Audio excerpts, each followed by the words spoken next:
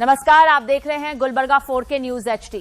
आज की सबसे बड़ी खबर कलबुर्गी से आ रही है, जहां सिटी पुलिस ने एक बड़े इंटरस्टेट चोर को गिरफ्तार करके शहर वालों को बड़ी राहत दी है। कलबुर्गी के स्टेशन बाजार पुलिस की टीम ने एक शातिर हाउस बर्गलर को गिरफ्तार किया है और उसके पास से 13,40,000 रुपए का चोरी का सोना और चांदी बरामद किया है। 25 अगस्त 2026 को कलबुर्गी सिटी पुलिस कमिश्नरेट ने सफल ऑपरेशन की जानकारी दी। गिरफ्तार किए गए आरोपी की पहचान मोहम्मद मुजाहिद उर्फ जावेद के रूप में हुई है। 32 साल का यह आरोपी असल में पब्लिक गार्डन नामपल्ली हैदराबाद तेलंगाना का रहने वाला है।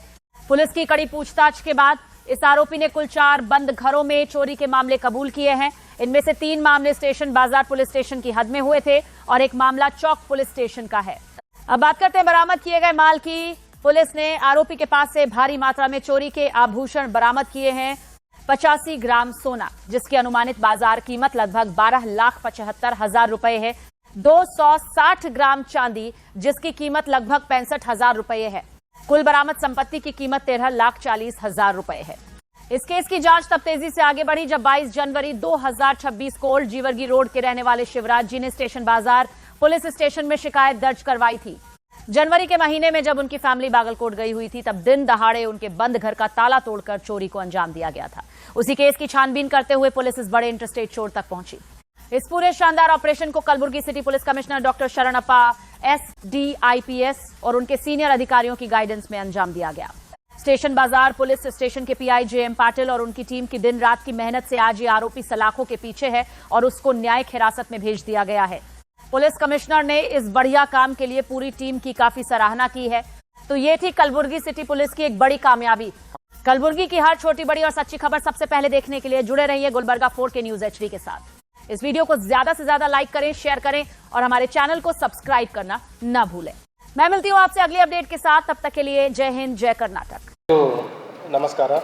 ಈ ದಿನ south sub ಡಿವಿಷನ್ನ station Bazaar police inspector ಮತ್ತು ಅವರ ತಂಡ ಒಂದು ಉತ್ತಮ ಪತ್ತೆ ಕಾರ್ಯ ಮಾಡಿದರು. ಅದರಲ್ಲಿ ಒಬ್ಬ ಅಂತಾರಾಜ್ಯ ಮನೆಗಳ್ಳತನ ಮಾಡುವ ಆರೋಪಿಯನ್ನು ಬಂಧಿಸುವಲ್ಲಿ ಯಶಸ್ವಿಯಾಗಿದ್ದಾರೆ.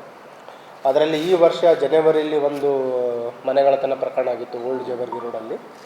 ನಂತರ ಇದೇ ವರ್ಷದ ಜೂನ್ ತಿಂಗಳಲ್ಲಿ ಒಂದು Chowk police station bamboo Bazaar ಏರಿಯಾದಲ್ಲಿ ಒಂದು ಮನೆಗಳ್ಳತನ ಆಗಿತ್ತು. ಅಲ್ಲಿ ನಮಗೆ ದೊರೆತ ಕೆಲವು ವೈಜ್ಞಾನಿಕ ಮತ್ತು ತಾಂತ್ರಿಕ ಸಾಕ್ಷ್ಯಾಧಾರಗಳ ಮೇರೆಗೆ ಆರೋಪಿಯನ್ನು ಪತ್ತೆ ಹಚ್ಚುವಲ್ಲಿ ಮತ್ತು ಅವನನ್ನು ಬಂಧಿಸುವಲ್ಲಿ ಯಶಸ್ವಿಯಾಗಿದ್ದಾರೆ. ಬಂಧಿತನಾದ ಆರೋಪಿ ಹೆಸರು ಮೊಹಮ್ಮದ್ ಮುಜಾಹಿದ್ ಅಲಿಯಾಸ್ ಜಾವೇದ್ ಅಂತ. ತಂದೆ ಹೆಸರು ಮೊಹಮ್ಮದ್ ಜಾಫರ್, 32 ವರ್ಷ.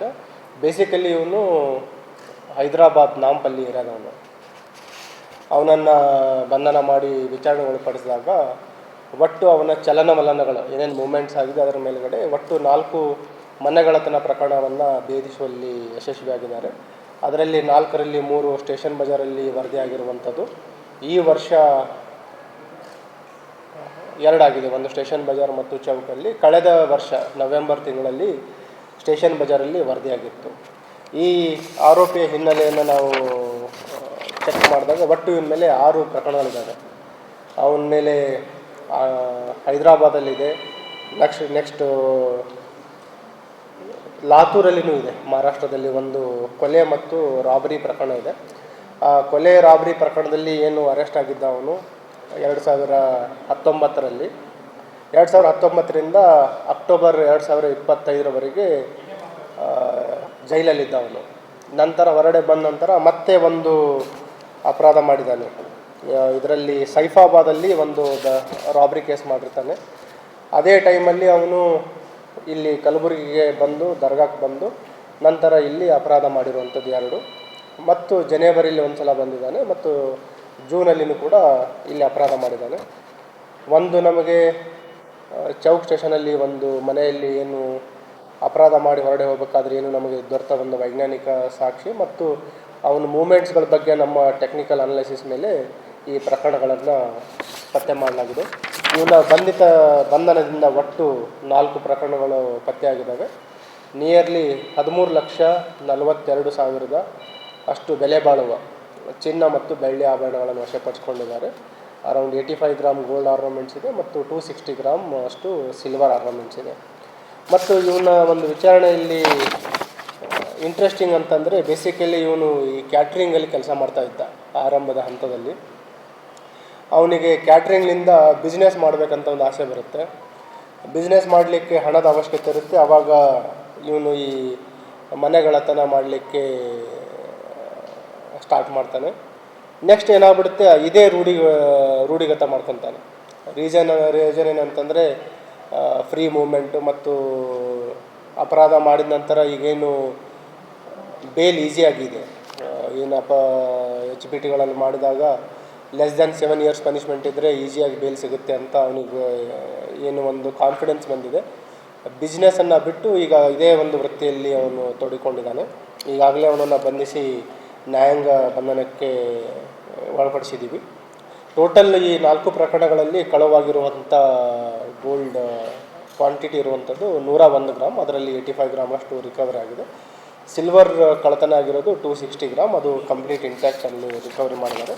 ಸೊ ಪತ್ತೆ ಮಾಡಿದ ಇನ್ಸ್ಪೆಕ್ಟರ್, ACP ಮತ್ತು ಎಲ್ಲ ತಂಡದವರಿಗೆ ನಾನು ಅಪ್ರಿಷಿಯೇಷನ್ಗಳನ್ನು ಸಲ್ಲಿಸ್ತಾ ಇದ್ದೀನಿ. ಇನ್ನೂ ಸ್ಟಾರ್ಟ್ ಮಾಡಿರಲಿಲ್ಲ ಅವನು, ಏನಾದರೂ ಬಿಸ್ನೆಸ್ ಮಾಡಬೇಕಂತ ಸ್ಟಾರ್ಟ್ ಮಾಡ್ತಾನೆ. ಅದಕ್ಕೆ ಹಣ ಜೋಡಿಸ್ಲಿಕ್ಕೆ ಅಪರಾಧ ಮಾಡ್ತಾನೆ.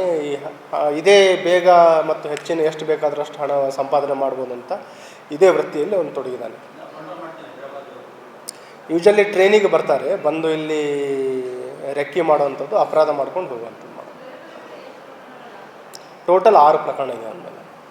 ಅದರಲ್ಲಿ ಅವನು ಕಳೆದ ಒಂದು 6 ವರ್ಷ ಜೈಲಲ್ಲೇ ಇದ್ದ.